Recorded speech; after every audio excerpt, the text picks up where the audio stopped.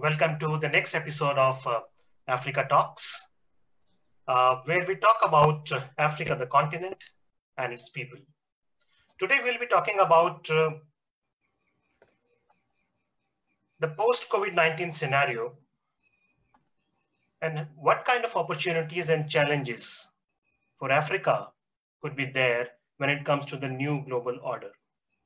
And today with me, there are three panelists joining me from different parts of the world. First of all, I would like to welcome Dr. Raymond Lau Koon Son.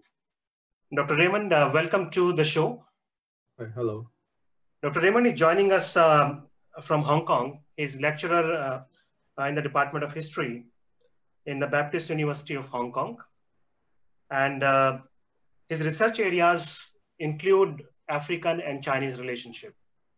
So we'll look forward to get new insights about Africa and China, Dr. Raymond, from you during this hour-long discussion. So welcome to our show. Thank you. Our second panelist today is Mr. Chigozie Udensi, who is joining us from Nigeria, from Abuja. Mr. Udensi is an academic in African migration studies and is also as well as a brand and marketing strategist.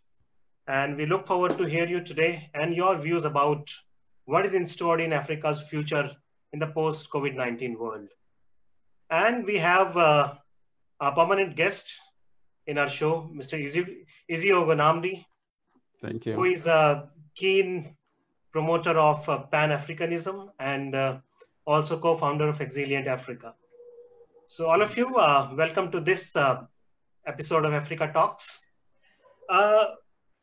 Gentlemen, in the last 5 to 6 months, when this epidemic started from Wuhan in China, it has traveled to more than 200 countries now and causing serious socio-economic impacts in several countries where millions and millions of people are getting, like in India, people are migrating from cities to villages because there are no employment opportunities for next 2-3 months.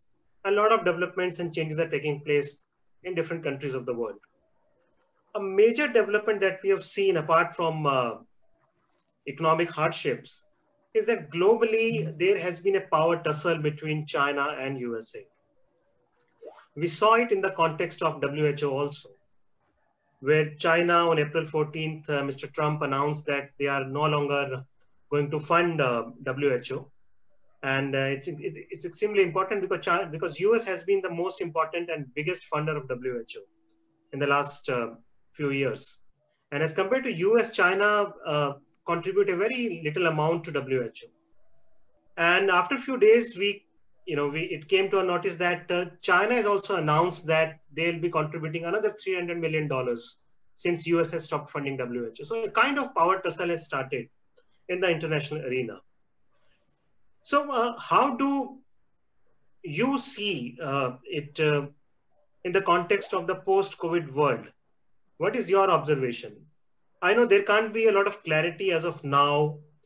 There will be a lot of unpredictability that how things will turn out after the COVID-19 is over. But can we see some trends emerging of the new global order that we can see in the next maybe 2 years or 5 years time? So I would like to go first to Dr. Raymond for his comments. Okay. Hello, everyone. Once again, thank you for inviting me and a very kind introduction. Really happy to be here joining this panel discussion with other outstanding panelists from across the world. So for today's panel discussion, as the editor-in-chief has just kindly introduced me, so I would like to in particular share my observations of Africa's engagement with China and also some other major powers and partners, and also what Pan-African solidarity and Africa for the post COVID-19 world. Okay, talking about the key priorities for Africa in its engagement with the world. Obviously, this COVID-19, I think, has has been a situation, okay, a very serious situation facing countries across the world.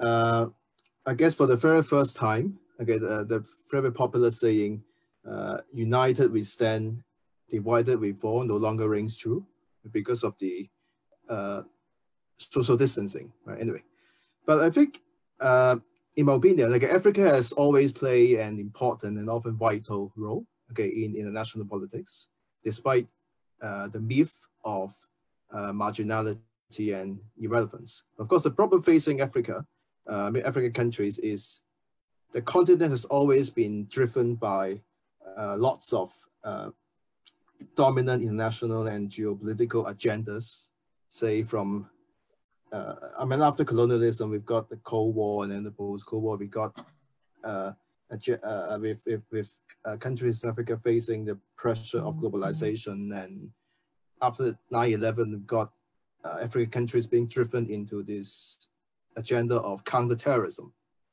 So I think for African countries, the key priority, first of all, in my opinion, is about tackling or transforming its culture of dependency. In other words, African countries definitely, they can stop relying too much, okay, on any major partners, again, not including China and including US and other major powers.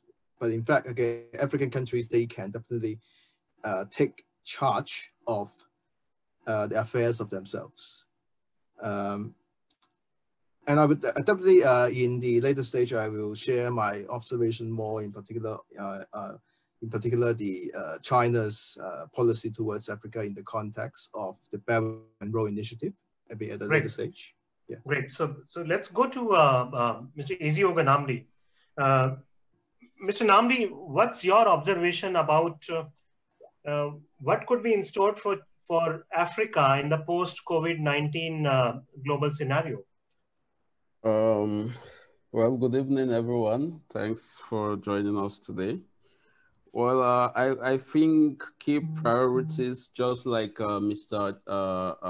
Raymond has mentioned, Dr. Raymond, one of the key priority would be resolving the issue around dependency. Africa actually moving, the entirety of Africa actually moving towards a self-dependent continent. And we can actualize that through investment in youth and particularly capacity building, because we need to build capacity, human capacity, and also appreciate local content. That's things that are produced locally. So if you see the Madagascan Prime Minister, I think, had recently made a comment with regards to the international community not adopting the COVID organic drug that has been manufactured there in Madagascar. And there was even a statement that was issued by the World Health Organization for Africa that the drug hasn't been properly tested, so it shouldn't be consumed.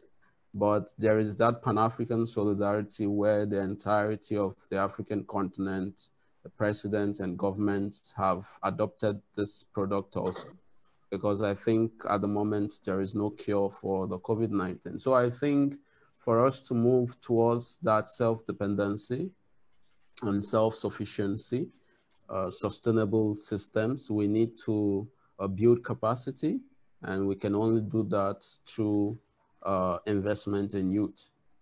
So I'll share further on the topic as we proceed. Great. Our third panelist today is Mr. Chigozie Udensi, who is joining us from Abuja. Mr. Udensi, what would you like to say about the changing global world order, and is it going to be a good opportunity for Africa to assert its own interests and rights in the coming years? Thank you for having me on the show, and I'm really excited being here today. So with regards to your topic, I would build a synergy on what what Dr. Raymond has said and what Namdi has also mentioned, this is an important time for Africa to come together, first of all, to build synergy, to build cooperations, and stand as, of course, they cannot stand to match the world powers, but they can stand to build an ally, to build their own force. Powers, other countries will be providing aid to Africa to say, hey, come take this and enrich your economy, or here we're offering a loan to sustain you during this COVID-19 period. However, this is also a time for Africa to look inward and say, if countries are offering, how can we use these resources to change the lives of our citizens, to empower our citizens? And if our citizens have the ability to empower themselves, then how can we support them to also improve our lives, to also improve ourselves as Africans? So this is a situation in most African countries, and I believe that most African leaders are also on this trail, where they want to understand how they can empower their own people. Great. I got your point, Mr. Odense. There was some audio issue there. So basically, what I could sense from all three panelists who are here with us today in this discussion is that it's about empowering Africa. Empowering in terms of the economy, empowering in terms of investing in the youth of Africa, so that Africa as a continent can assert itself in a more powerful way in the coming years. That brings me to another important aspect of Africa vis-a-vis the two most important powers of the world, that is USA and China.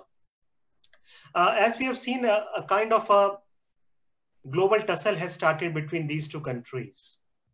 And if we see that in the context of Africa, Africa, both US and China have been playing a very important role from the last several decades.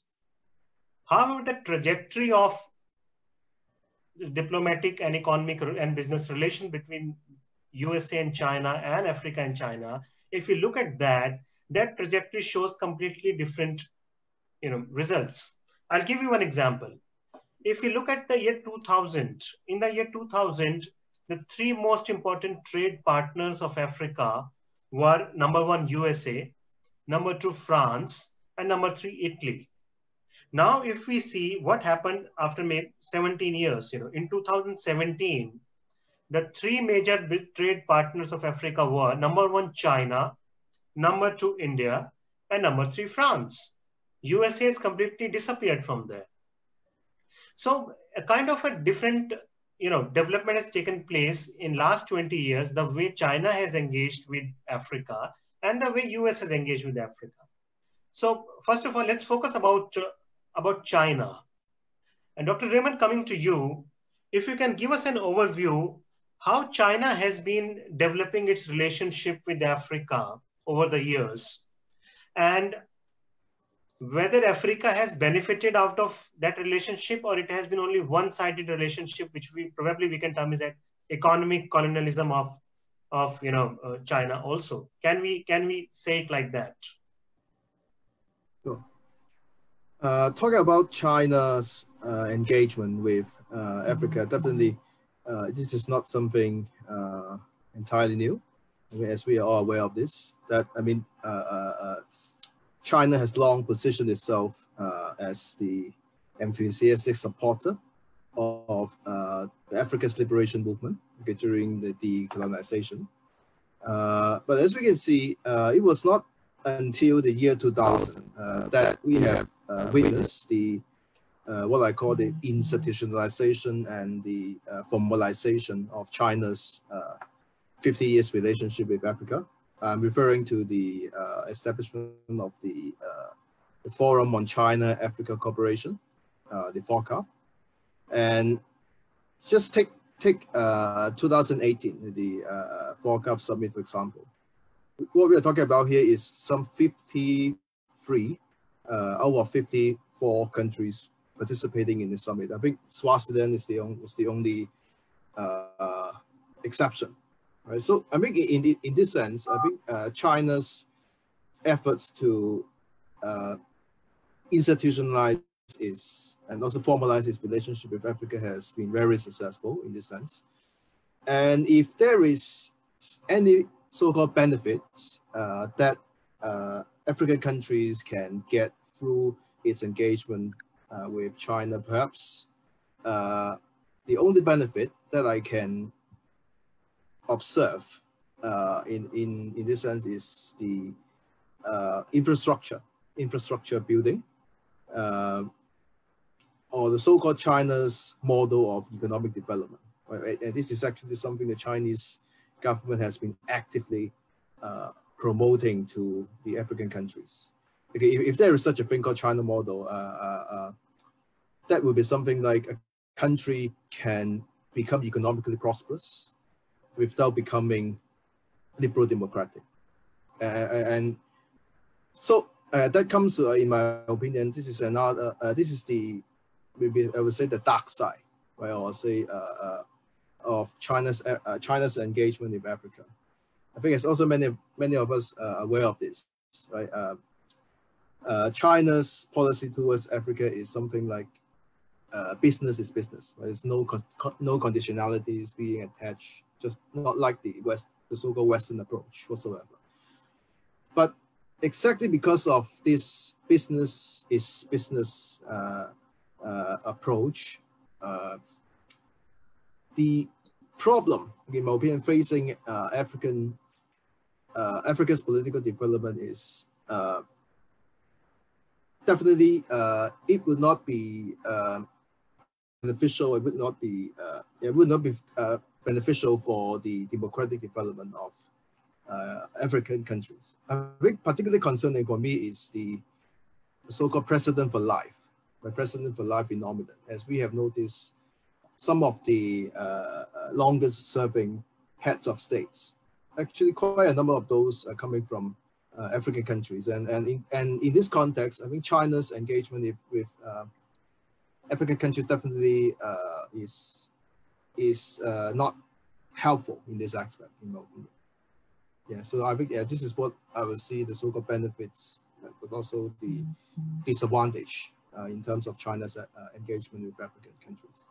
Coming to you, Dr. Raymond was saying that China means business when it deals with Africa. But do you think, in addition to business, in trade and everything, China has also been keeping its geostrategic and geoeconomic interests as a priority area in dealing with Africa? Yes. Dr. Raymond, you want to say something? Yeah, Dr. Raymond, you can continue, and then we can go to Mr. Eziogo. Oh, sure. Actually, the one thing that I would like to add, perhaps, is the Chinese government's purpose of incorporating Africa into the Belt and Road Initiative, despite the existence of the Forum on China-Africa Cooperation, is about demonstrating China's system self-confidence and belief that the country can offer a Chinese model of economic development for African countries. So this is another point that I would like to make. Great. Mr. Eziogo. Yeah, thank you very much, Mr. Narendra. But as a student of anthropology and the race and the racisms and the politics of the world, I think talking about China, USA, India, particularly India, because having been here for a while, I've experienced a side of India that actually connotes what Africa holds. And that is something that is very interesting because it has to do with our relationship, our culture, our way of life, our systems, our traditions and practice, you know, and the origin of human migration and civilization through Africa. You know, India has always been a close place where the Africans stepped in. So I think in terms of that relationship, India coming into the picture has to do with the massive diplomacy that the government of India and the rest of the world has been playing in terms of internationalization. So Africa, with its relationship with India, feels more closely in dealing with India than this other West and China in particular. But why we still have these ones there is because of, for some reasons, that includes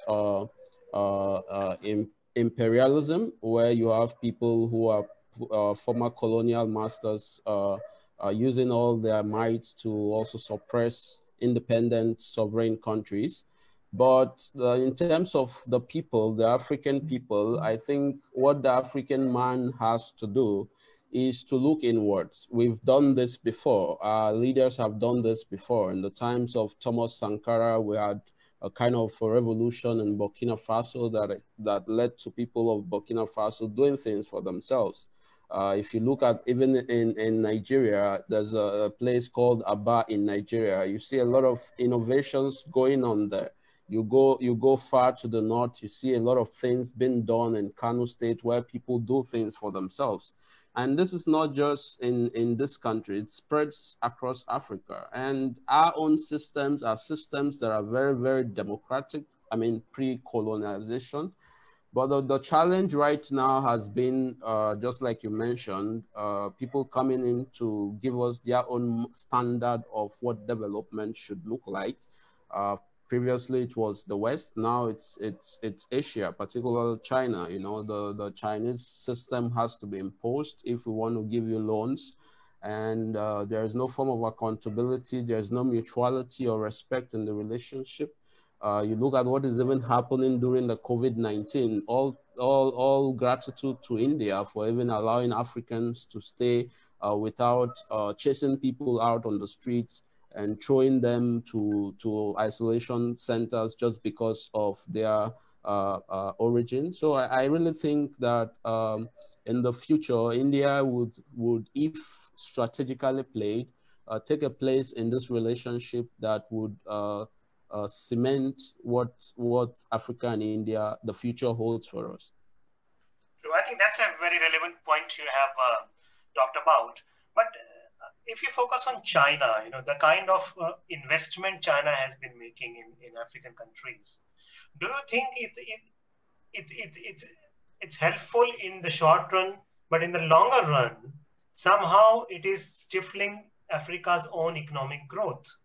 Because China is utilizing the natural resources that are available there. China is bringing its own labor. China, the whole African market is now getting open for Chinese products. So do you think in the long run, African countries have a lot of things to lose if they continue like this kind of imbalanced relationship with China? Anyone can take up that question. Okay. So first of all, you must understand that China's relationship with Africa, just like Dr. Raymond says, is business for business. Now, they're here for business. They understand that Africa has a wide market which they can benefit heavily from because China has very cheap labor and they have a lot to gain from business with Africa. So in the long run, I don't really think that China would want to relinquish that opportunity, or I don't think China would want to let go of that market which they have been able to create for themselves, that niche market. And I believe all their business strategies and all their investments in Africa is geared towards sustaining the relationship they have with Africa. So in the long run, I don't see this as a good measure. However, in the short run, the palliatives are good. The aid is good. China's construction works in Africa, in Nigeria particularly, is excellent. We love it. But in the long run, I don't know how that's going to play out. I mean, I can't really say for now, but the politics of tomorrow will tell. Yeah, but yeah, if I just step in here, Yes. Chigo, you know also that when we now look at the Pan-African aspect, if you see what the African Union has done, I think the whole 55 countries have signed in on this free trade zone area. It might be also that this has been pushed by powers from the other side, that we have a more controlled market so that they can play their games very well.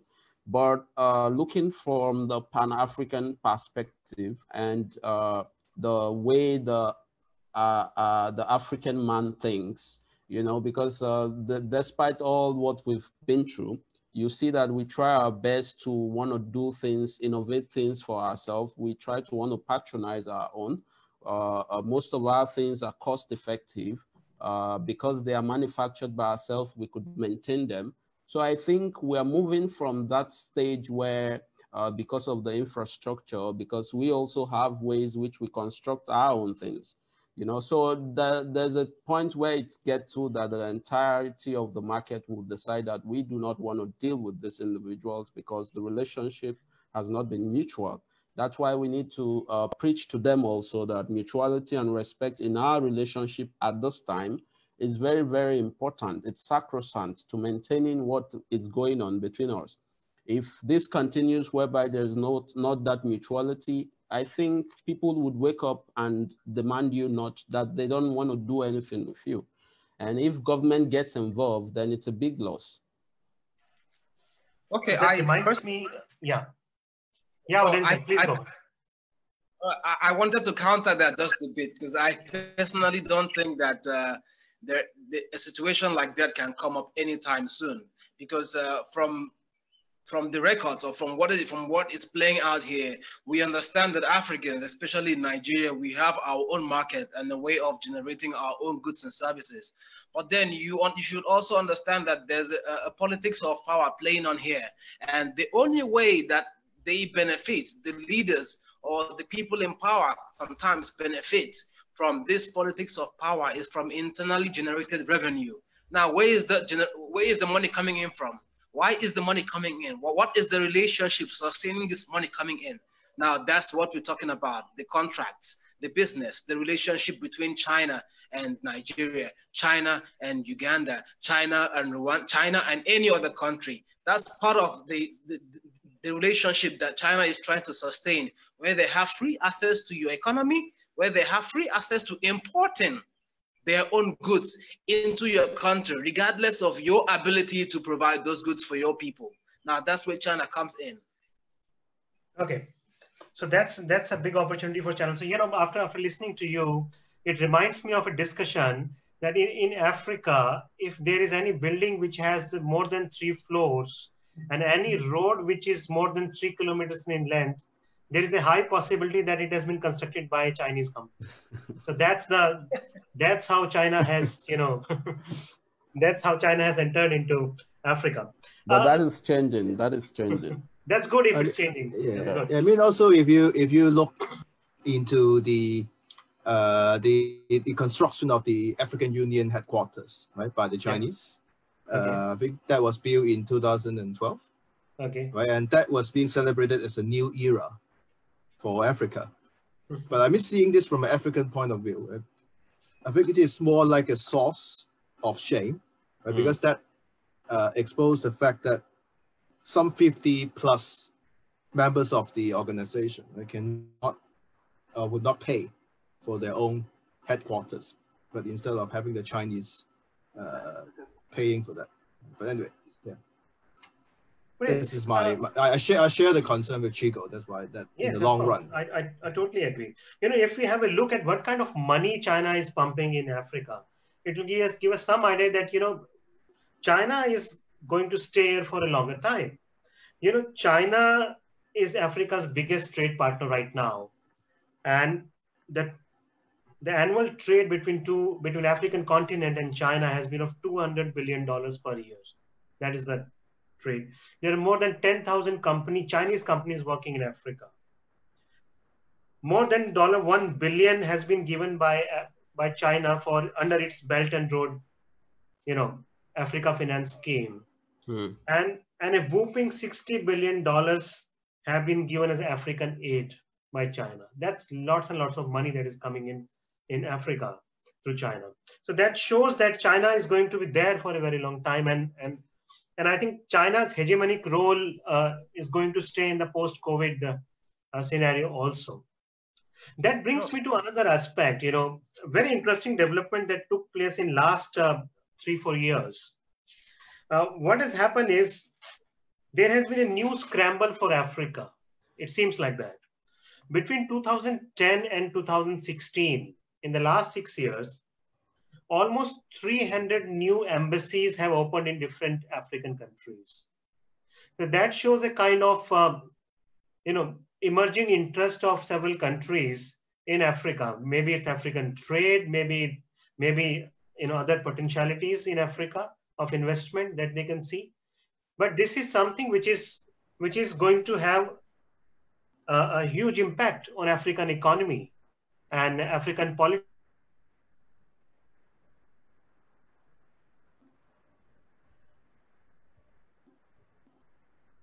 Well, if I'll get what Mr. Narendra was talking about.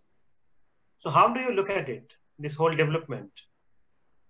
All right. Yeah. So if I get what you're talking about, the scramble for Africa.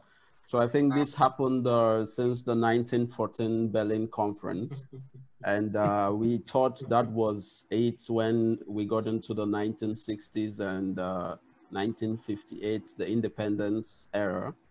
But now we are seeing a different system because this scramble which we're talking about, it's more of new scramblers or new masters, people who just like we're calling China right now. So it's a different era for Asia particularly. And it was then that we realized that the pyramid is changing its shape from the West and the rest to now maybe the West, Asia, and then the rest, which we would still remain on that category. But I think this is not gonna work because the day you tell a child that he has been destined to be a perpetual heir of food and fetcher of water, that day is the day his fight for freedom begins. So I think a lot of the Africans, particularly the youths, have come to that realization that we cannot have another experience of colonization, despite we have these resources. That's why you see we're preaching more from the angle of mutuality and respect. See, we're not saying we cannot share because we need things that you have that we do not have, but it should be mutual. It shouldn't be one-sided. This is all what we're saying. So the mineral resources are there. They are enormous. They are not finishing anytime. Even there are so many untapped, so many undiscovered yet. So I think what the world needs is just to realize that the role that Africa plays and respect Africa, because in so many of the relationships, that respect is not there. And sometimes we look at our leadership as the problem, which also it's not far from it. But I think we're coming to that stage. Youths are taking their role in government these days, and a lot of things are changing. People are becoming more aware. So that scramble will never happen. We might be binded, but we would always get free. Dr. Raymond, would you like to add something there about this so-called new scramble for Africa? I think for me, my observation is this is a test for African leaders and their people. I mean, the debate surrounding this so-called new scramble for Africa is about whether, following some 50 years of independence since the colonization, I mean, the issue perhaps here is about whether African countries would once again allow themselves to become a so-called neo-colonial carcass for this Eastern forces, like China, or whether African countries can genuinely become an autonomous agent, right, for their own destiny and self-determination. I think this is a genuine concern for me. But I share with the concern. I mean the view with the panelists that there would not be another scramble for Africa. Definitely, that's for sure. That's great. So that brings me to the last discussion of this episode. It is estimated that towards the end of this century, African continent will have 40% of global population and 42% of young working population. That will be the highest in the world, which will be residing in Africa. Already the rate of urbanization in Africa is quite high. And a lot of steps have been taken by respective governments in Africa to improve intra-African trade and free movement of goods and services. A very ambitious document that was released by African Union was Agenda 2063. Do you think that this is going to be a very big opportunity for Africa in the next 50 years? The kind of young population they'll have, the kind of resources they'll have, the kind of big market, because the middle class in Africa is going to boom in the next 30, 40 years. Do you think are African nations ready to take advantage of this situation in the next 30, 40 years? Or do you think power players like USA and China or Russia or Middle East will take away the pie? Mr. Iziogo. Well, after that we'll come to Mr. Udensi. Yeah, for the African Union Agenda 2063, yeah. If you'd recall also, we had the investment in youth, capacity building, and harnessing the demographic dividends through investment in youth. We had the the Africa return to Africa campaign also, that was just last year. I think what Africa actually needs right now, which is the same thing we keep emphasizing on, and in so many ways we've tried also, because we're not just speaking to those in the power, we're also speaking to the youths themselves of today. We just need to realize that we need to start creating for ourselves. There is a new system that is coming in place right now, just like the COVID-19 has offered us, ushered us actually into. So I think we have to realize that it's time for us to, instead of wait to go for white collar jobs and the likes, we need to become innovative in our own approach, become job creators. And those of us who have the opportunity to see things from a different perspective, more telescopically, by virtue of our migration out of Africa, what we need to look at also is how we can give back to Africa, rather than going back to Africa and taking from Africa. We need to look at how we can give back to Africa, how we can have a ripple effect that would connect to a majority of the African youths like ourselves, and how we can have this network to usher Africa into that positions where it actually should be in the future, because we're not just talking about Africa's population alone. There's also going to be an influx of migration into Africa, because in the coming years, more Indians are going to want to be in Africa because of the lucrative ventures that are going to be sprouting up there. So I think if we don't do what we have to do right now, particularly the young ones, although the government might have not, they might be sleeping, but they need to really also wake up to that realization. You have to invest in youth, and this is a lifetime investment, capacity building, skills, and a lot of things. So Great, I think that's a very important point coming from Iziogo about investing in skills of youth, providing them jobs, so that Africa can, change in next 40, 50 years. Now, Exactly. let's go to Mr. Chigo Udensi for his last comments. Mr. Udensi. All right. Thank you very much. So when talking about the uniting of Africa through the African Free Trade Continental Agreement, right, to as a bolster to hold on African economy and build the African economy, I think we should first of all look at it regionally with the regional blocks. Is Africa prepared to be united, to stand as one economy, to stand as one regional power, you know, as opposed to the European economic powers and the Asian economic powers? Personally, I would like to look at it regionally, and I'd say some regions are prepared and others are not prepared. Just a month ago, there was a report from the Nigerian authorities. One of the Nigerian politicians wrote a report to the African Union saying that they should extend the application of the free trade agreement because of the COVID-19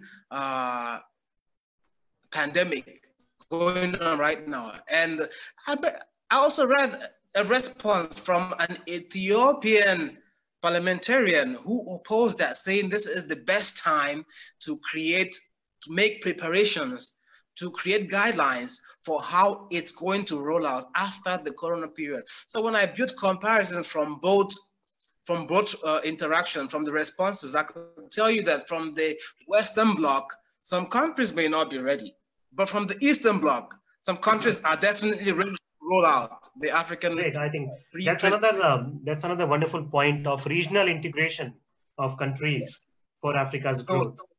Economic integration is very important to consider when bringing in the issue of is Africa ready? So great. I think regional should get it ready first, get it right first before coming together as one. Great.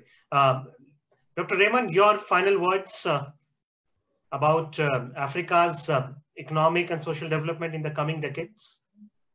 Sure.